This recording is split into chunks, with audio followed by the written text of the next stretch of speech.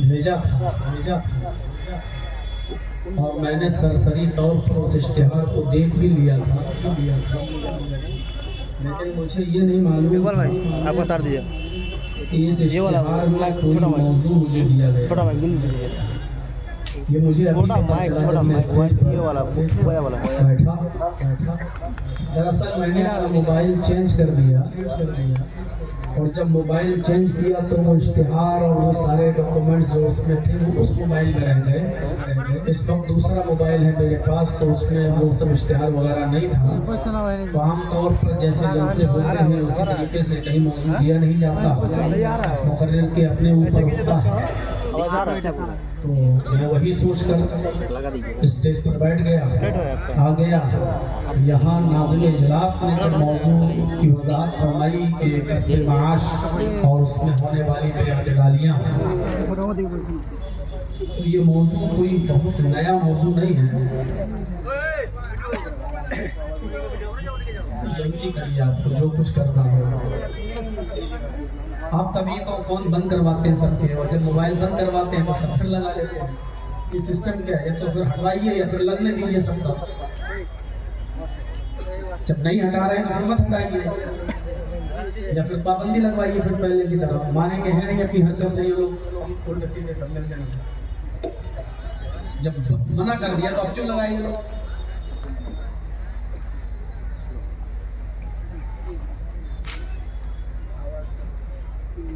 हर जलसे में मना किया जा चुका कि मत आइए, लेकिन आप लोग मानते नहीं।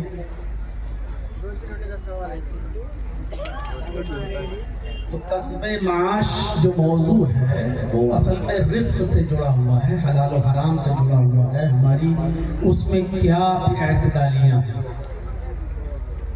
इस तरफ मैं इंशाअल्लाह रोशनी डाल दूंगा। बहुत से लोगों को बुरा भी लग जाएगा क्योंकि ये मौजू है ही ऐसा।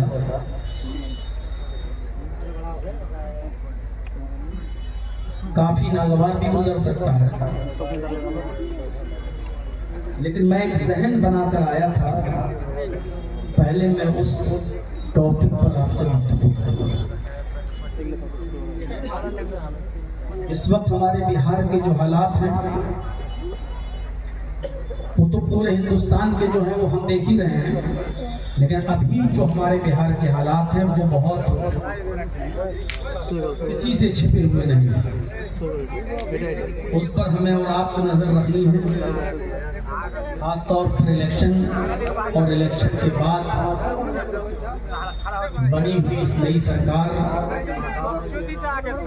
हम और आप सब उस पर नजर रखे हुए हैं।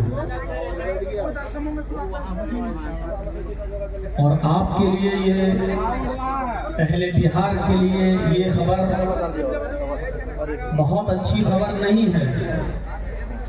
इस वक्त जो गृह मंत्रालय था बिहार का, जो पहले हमारे सीएम नीतीश साहब के पास था, वो अब गृह मंत्रालय वहां से वापस लेकर बीजेपी को मिल गया है। ये बहुत अच्छा फाल नहीं है हम मुसलमानों के लिए। इस पर हमें और आपको संजीदगी से गौर करना है और अल्लाह से दुआ करनी है कि अल्लाह रब्बुल आलमीन हम बिहार के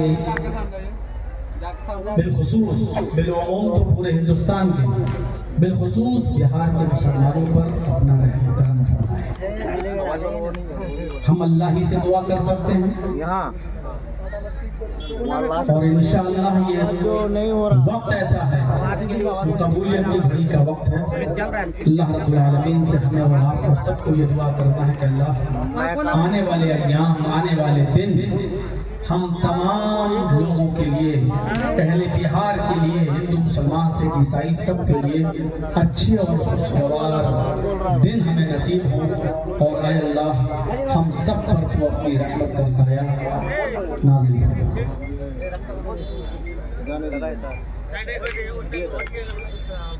फरमा। आपसे गुजारिश है कि बैठ जाइए। इस्लाम ने हमेशा से किसी कैसे चढ़ एक कौम को तरजीह नहीं दी, हमेशा इस इंसानियत की फिक्र की है। और आज मैं आपको इंसानियत के ताल्लुक से इस्लाम का मिजाज क्या है, इस तरफ थोड़ी सी रोशनी डालना चाहता हूं। आज आपकी अक्सरियत है, आप अकलियत के ऊपर कितना जुल्म करते हैं या कितनी खैर ख्वाही कर रहे हैं, यह आपको मालूम है। जब हमारी अक्सरियत थी तो उस वक्त हम अकलियत पर, अल्पसंख्यकों पर कितने मेहरबान थे। ये तारीख के आईने में, इतिहास के आईने में और सीरत तैयबा की रोशनी में हम बताना चाहते हैं। पहले कुरान करीम की वो आयत हम आपके सामने उठाते हैं जो मैंने खुतबे मसनूना के बाद पढ़ी है, जिसमें अल्लाह ताला ने सारी दुनिया के इंसानों को एक खानदान से जोड़ा है, कुंबे से जोड़ा है, कबीले से जोड़ा है और सबको भाई भाई कहा है। सिर्फ मुसलमानों को नहीं, सारी दुनिया के इंसानों को। या अय्युहन्नास इन्ना खलकनाकुम मिन ज़करिन व उन्सा वजअलनाकुम शुऊबन व क़बाइल लितआरफू इन्न अक्रमकुम इंदल्लाहि अत्क़ाकुम। है सारी दुनिया के इंसानों, है सारी दुनिया की मानव जाति, है संपूर्ण संसार के वासियों, इन्ना खलकनाकुम मिन ज़करिन व उन्सा, हमने तुमको एक ही मर्द से और एक ही औरत से पैदा किया है, एक ही पुरुष और एक ही स्त्री से जन्मा है। तुम एक ही बाप की औलाद हो, एक ही माँ की संतान हो। जब हम सब एक बाप के बेटे हैं तो एक बाप की औलाद आपस में भाई भाई होती है या नहीं होती है? किसी से भी आप पूछ लेंगे तो ये कहेगा हाँ। जब अल्लाह ने सारी दुनिया के इंसानों को ये कह दिया कि तुम्हारा बाप एक है और तुम्हारी माँ एक है, तो इसका डायरेक्ट ऐलान ये है कि तुम सब आपस में भाई भाई। वजअलनाकुम शुऊबन व क़बाइल, लेकिन उसने इस बात का इनकार नहीं किया कि हमने तुम्हारी बिरादरियां नहीं बनाई। बिरादरियां बनाई हैं, शोबे हमने तुम्हारे बनाए हैं, जात और बिरादरियों में हमने तुमको बांटा है पहचानने के लिए। एक दूसरे से बड़े नहीं हो, एक दूसरे पर फख्र करने के लिए नहीं। कोई खान ये नहीं कह सकता कि मैं अंसारी से ऊपर हूं, कोई अंसारी ये नहीं कह सकता कि मैं तुर्क से ऊंचा हूं, कोई तुर्क ये नहीं कह सकता कि मेरी कास्ट सबसे बड़ी है। ये हमारे और आपकी विचारधाराओं में फर्क हो सकता है, लेकिन माफ कीजिएगा, इस्लाम ने ये फर्क नहीं रखा।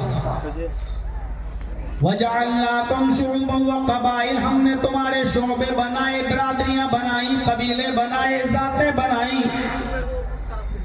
लितआरफू, इसलिए बनाई ताकि तुम एक दूसरे को पहचान सको। अरे तुम जर्जी साहब को जानते हो? हाँ, अच्छा वो फला बिरादरी का, हाँ, अच्छा वो फला शहर का, जी। बस इसलिए बनाई ताकि तुम पहचान सको। तुम में कोई बड़ा नहीं, तुम में कोई छोटा नहीं, सब बराबर हैं। हाँ, अल्लाह की नजर में बड़ा है, अल्लाह की नजर में छोटा भी है, लेकिन अल्लाह की नजर में बड़ा कौन है? इन्न अक्रमकुम इंदल्लाहि अत्क़ाकुम, अल्लाह की नजर में साहिब इज्जत वो है, मुअज़्ज़ज़ वो है, मुशर्रफ वो है, अच्छा वो है, सबसे ऊंचा वो है जो अल्लाह से सबसे ज्यादा डरने वाला है, जो जो अल्लाह से सबसे ज्यादा डरता है वो सबसे मुअज़्ज़ज़ है, वो सबसे ज्यादा मुकर्रम है। हम और आप नहीं। जर्जी साहब कितनी भी नमाजें पढ़ लें, कितने भी रोजे रख लें, कितनी भी तहज्जुद पढ़ लें, लेकिन वो आपसे ये नहीं कह सकते कि मैं तुमसे ऊंचा हूँ। वो किसी शराबी और जुआरी से भी ये नहीं कह सकते कि मैं तुमसे ऊंचा हूँ, मैं तहज्जुद पढ़ता हूँ। नहीं कह सकता हूँ। ये अल्लाह बेहतर जानता है, क्योंकि बहुत से लोगों के सामने तो अल्लाह वाले होते हैं, एक टाइम की नमाज नहीं छूटती, लेकिन अंधेरे में उनके गुनाहों के बारे में सिर्फ अल्लाह जानता है। रात ही रात सुरंग बना रहे थे और दिन में रोजा रखते थे और नमाजें पढ़ते थे। बड़े मुत्तकी और परहेजगार थे, लोग उनको अल्लाह वाला समझते थे, लेकिन रात ही रात में सुरंग बनाकर वो अल्लाह के रसूल की कब्र तक पहुंचने वाले थे और नबी अकरम की कब्र को खोदकर नबी की लाश निकालने का प्लान और मंसूबा बना रहे थे वो लोग। तब अल्लाह तबारक व तआला ने ख्वाब में वहां के बादशाह पर उजागर कर दिया और रात ही रात में छापा मारा गया और उनको रंगे हाथ सुरंग खोदते हुए उस बादशाह ने गिरफ्तार किया और सुबह होकर उन पांचों के 5 लोगों को कत्ल कर दिया गया। ये दिन में रोजा रखते थे, इबादतें करते थे और रात में नबी अकरम की लाश को निकालने की का षड्यंत्र रचते थे। तो कौन क्या कर रहा है इसका इल्म अल्लाह। कोई आदमी अपने मुंह से कह ही नहीं सकता कि मैं तुमसे बड़ा हूं। हो सकता है, अरे भाई अब तो लिमिट क्रॉस कर रहे हैं आप लोग। तो इंसानियत का ये दर्स हमें क्या सिखाता है कि सारी दुनिया के लोगों को अल्लाह रब्बुल आलमीन ने एक बाप की और एक माँ की संतान करार दिया। और कुरान की वो आयत जिसने एक इंसान के कत्ल को सारी दुनिया की इंसानियत का कत्ल करार दिया है। अभी आपने सुना होगा चंद दिनों पहले जो दिल्ली के अंदर लाल किले पर हुआ बम ब्लास्ट, आत्मघाती हमला। मेरे भाइयों ये क्या है? क्या ऐसे हम लोग को दुनिया का कोई धर्म, कोई भी धर्म, क्या ऐसे हम लोग को जायज कह सकता है? कुरान करीम की आयत गौर से सुनिए। और ये हमला करने वाले मेरे भाइयों कोई आम इंसान नहीं थे, गरीब लोग नहीं थे। रिसर्च में सामने आ रहा है, डॉक्टर की एक टीम उसके साथ जुड़ी हुई है, MBBS, MS, MD डॉक्टर। गौर कीजिए, क्या इन लोगों के सामने कुरान की आयत नहीं आई? मन कतल नफ्सन बिगैरि नफ्सिन औ फसादिन फकअन्नमा कतल अन्नास जमीआ। जिसने किसी एक इंसान को, एक नफ्स वाहिद को कत्ल किया, एक इंसान को, हिंदू मुस्लिम की कैद नहीं, एक मनुष्य को, एक इंसान को कत्ल किया बिना किसी गलती के, बिना फसाद के, अगर उसको बेकसूर मार डाला, कुरान कहता है उसने एक इंसान को नहीं मारा, फकअन्नमा कतल अन्नास जमीआ, उसने पूरी दुनिया की इंसानियत को कत्ल कर डाला, उसने पूरी दुनिया की मानवता का मर्डर कर डाला, पूरी दुनिया की इंसानियत का कत्ल, एक इंसान का कत्ल, पूरी दुनिया की इंसानियत का कत्ल। अब आप बताइए इस आयत के होते हुए कौन किसी का कत्ल कर सकता है? ये है इस्लाम। आप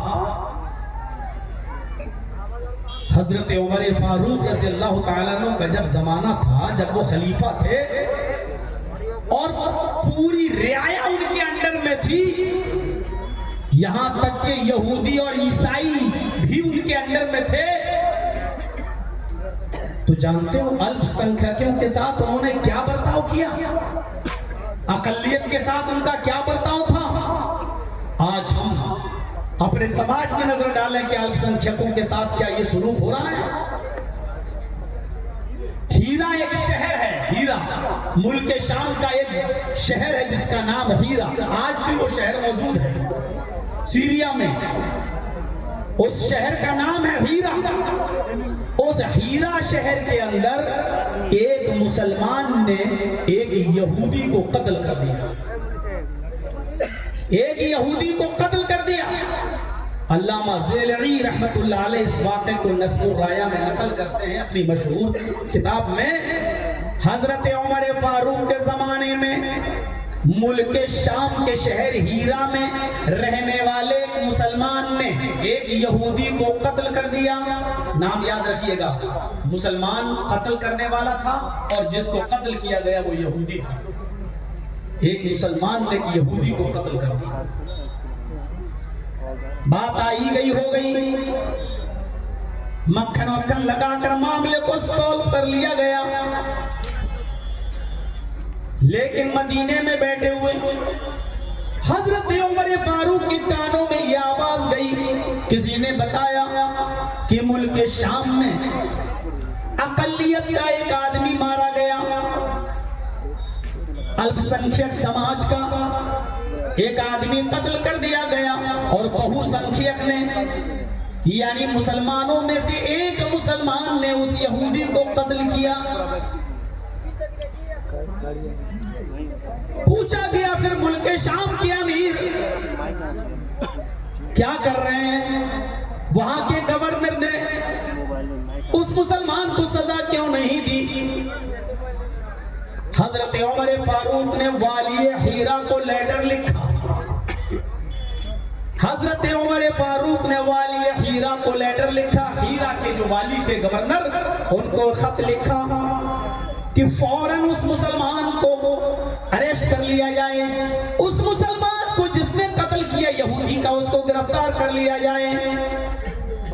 और आए वाली हीरा उस मुसलमान को अरेस्ट करने के बाद उस मकतूल के बुरसा के सामने पेश किया जाए, मकतूल के बुरसा को इख्तियार दिया जाए, वो चाहे तो फिदिया लेकर दैत लेकर मुसलमान को छोड़ दें या माफ कर दें, और अगर वो दैत लेकर नहीं छोड़ना चाहते और माफ भी नहीं करना चाहते तो बुरसा को इख्तियार है कि खून के बदले में खून, कत्ल के बदले में कत्ल, वो चाहें तो ये इंतकाम भी ले सकते हैं। ये हजरत उमर फारूक का बर्ताव अकलियत के साथ। वाली हीरा के हाथ में खत आता है, उसने हजरत उमर फारूक का जैसे ये लेटर पढ़ा मुसलमान को गिरफ्तार कर लिया। आज ये सूरत हाल कहीं आप देख सकते हैं, इंसाफ हो तो सबके साथ हो। ये इंसाफ का कौन सा तकाजा है कि आजम खान साहब के पास अगर पैन कार्ड 2 हैं तो 7 साल की सजा, और इस मर्दी ईरानी के पास 2 पैन कार्ड हों तो वो आजादी के साथ घूम रही हैं। आजम खान साहब के साथ नाम मुसलमान जुड़ा हुआ है। मेरे भाइयों, अल्पसंख्यकों के साथ क्या सुलूक था उस जमाने में, ये एक चीज मैं आपके सामने रखना चाहता हूं। जब हमारी तादाद थी, जब हम बहुसंख्यक थे, उस वक्त भी अकलियत पर जुल्म नहीं होने थे। हजरत उमर फारूक का लेटर मिलकर वाली हीरा ने उस मुसलमान को अरेस्ट कर लिया, उस मुसलमान को गिरफ्तार कर लिया। और गिरफ्तारी नहीं किया, उस मुसलमान को अरेस्ट करने के बाद मकतूल के वरसा यहूदी के घर वालों के सामने उसको पेश किया और कहा कि ये तुम्हारा मुजरिम है ये मुसलमान, बताओ पैसा लेना चाहते हो, जितना माल चाहते हो उतना माल देने के लिए तैयार हूं, इसको छोड़ दो। घर वालों ने मना कर दिया कि इंसाफ अगर दिलाना ही है तो इंसाफ का तकाजा ये है कि हम माल लेकर इसको माफ नहीं करेंगे। कहा फिर ऐसे ही माफ कर दो। कहा कि वैसे ही माफ कर दो। घर वालों ने कहा कि नहीं, माफ भी नहीं करेंगे, माफ भी नहीं करेंगे और दैत भी नहीं लेंगे। फिर वाली हीरा से कहा कि अगर आप हीरा के गवर्नर हैं और इंसाफ दिलाना चाहते हैं तो खून का बदला खून, कत्ल का बदला कत्ल। इसने हमारे भाई का कत्ल किया, आप इस मुसलमान का कत्ल करिए। चाय लाए हैं कि शरबत? मेरे भाइयों सुनिए, वालिए हीरा ने कहा फिर आपको इंसाफ मिलेगा। कहा कि तुम लोग इसको माफ नहीं करना चाहते हो? का नहीं, कहा इसको भी कत्ल किया जाएगा। ये उस जमाने की बात है जब हमारी अक्सरियत, ये उस जमाने की बात है जब अमीरुल मोमिनीन हजरत उमर फारूक थे, ये उस जमाने की बात है जब यहूदी और ईसाई कुछ नहीं कर सकते थे, पूरा पावर हजरत उमर फारूक के हाथ में था। ऐसे माहौल में उस मुसलमान को अरेस्ट किया गया और जुमे के दिन उस मुसलमान को कत्ल का फरमान नाफिज किया गया। घर वाले भी मौजूद हैं। यहाँ ऐसा सिस्टम नहीं है कि फांसी घर में एक डॉक्टर रहेगा, एक जेलर रहेगा, दो और आदमी रहेंगे और एक ये रहेगा और उसके बाद में बस फांसी। नहीं, वहां तो मंजर आम पर सबके सामने मेरे भाई बिल्कुल आम चौराहे पर कत्ल किया जाना था। यहूदी के सारे घर वाले आज इस मंजर को देख रहे हैं और शाम की उस बस्ती हीरा के अंदर उस मुसलमान को यहूदी के कत्ल के जुर्म में कत्ल कर दिया। यहूदी के कत्ल के जुर्म में कत्ल कर दिया गया। इसको कहा जाता है इंसानियत का एहतराम। हजरत उमर ने ये नहीं देखा कि मरने वाला यहूदी है, हमारा क्या जा रहा है। यहाँ तो इंसाफ के नाम पर छीछा लेखन होती है। वही बिल्कीस है जिसके सब कुछ खोया, जिसके साथ बलात्कार किया गया, जिनके दोषियों को उम्र कैद की सजा हुई। लेकिन अफसोस ये कि गुजरात की सरकार की एप्लीकेशन पर केस वापस लेकर उनको छोड़ा गया, लेकिन फिर सुप्रीम कोर्ट ने दखल दिया और फिर वो अंदर चले गए। यहाँ इंसाफ के साथ तो छीछर लेकर होती है। मेरे भाइयों, यहाँ तकाजा देखिए, हजरत उमर फारूक रज़ियल्लाहु तआला अन्हु ने कहा कि आए वाली हीरा, तुम्हारी गवर्नरी छीन लेंगे अगर उस यहूदी को इंसाफ नहीं मिला तो। ये था तलबियत के साथ और ये वाकया तो आपने 50 बार सुना होगा अपने खतीबों से। मिस्र के अंदर आमर इब्ने आस गवर्नर थे। मिस्र के अंदर आमर इब्ने आस गवर्नर थे और आमर इब्ने आस का एक बेटा एक यहूदी बच्चे से कहता, आओ घोड़ा दौड़ाने में तुम बहुत होशियार हो, चलो घोड़ा दौड़ा के देखो कौन आगे निकलता है, देखे तुम अच्छा चलाते हो या मैं अच्छा दौड़ाता हूँ। दोनों ने घोड़ा दौड़ाया। यहूदी बच्चा घोड़ा दौड़ाने में एक्सपर्ट था, उसने घोड़े को एड़ लगाई और घोड़ा छलांग लगाता हुआ हजरते आमर इब्ने आस के बेटे से आगे निकल गया। आमर इब्ने आस के बेटे से आगे निकल गया। आमर इब्ने आस के बेटे को गुस्सा या कमीना मुझसे आगे कैसे निकला। वो अपने घोड़े से उतरता है आमर इब्ने आस का बेटा और उसने वो एक कोड़ा लिया और उसने यहूदी लड़के के कोड़ा मार दिया। वहां कुछ लोग इकट्ठा हो गए और उन लोगों ने समझाया कोई बात नहीं, उस यहूदी बच्चे को, ये हमारे नास का बेटा है, ये यहाँ के गवर्नर का बेटा है, अरे चलो कोई बात नहीं, मामला रफा दफा करो। जैसे आज हमारे और आपके समाज में होता है ना कि अगर कोई कार और कोई ई रिक्शा या कोई बैटरी वाला या कोई गरीब आदमी का रिक्शा टकरा जाए और गलती कार वाले की हो तो बड़ा आदमी देखकर गांव के लोग अरे बचा जाओ कोई बात नहीं, अरे चलो कैसे हो गया ये हो गया, जबकि गलती अमीर की है गरीब की नहीं। लेकिन इसके बावजूद भी गरीब के साथ कोई इंसाफ की बात करने वाला नहीं होता। ऐसे ही हमारे इतिहास के जमाने में मिस्र में समझा बुझा कर बात डाली।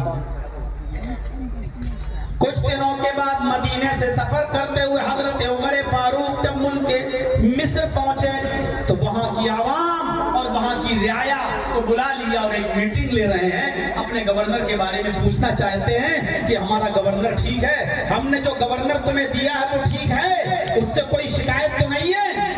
तमाम लोगों ने हजरत उमर इब्न आस की तारीफ करना शुरू कर दी। अमीरुल मोमिनीन, आपने हमें बहुत अच्छा गवर्नर दिया है, बहुत अच्छा गवर्नर से नवाजा है, ये हमारी शिकायतें बहुत अच्छे से सुनते हैं। उसी पब्लिक में वो 12 साल का बच्चा भी बैठा हुआ था जो यहूदी का बेटा था। वो खड़ा हुआ कहने लगा, अमीरुल मोमिनीन सारी बातें सही है,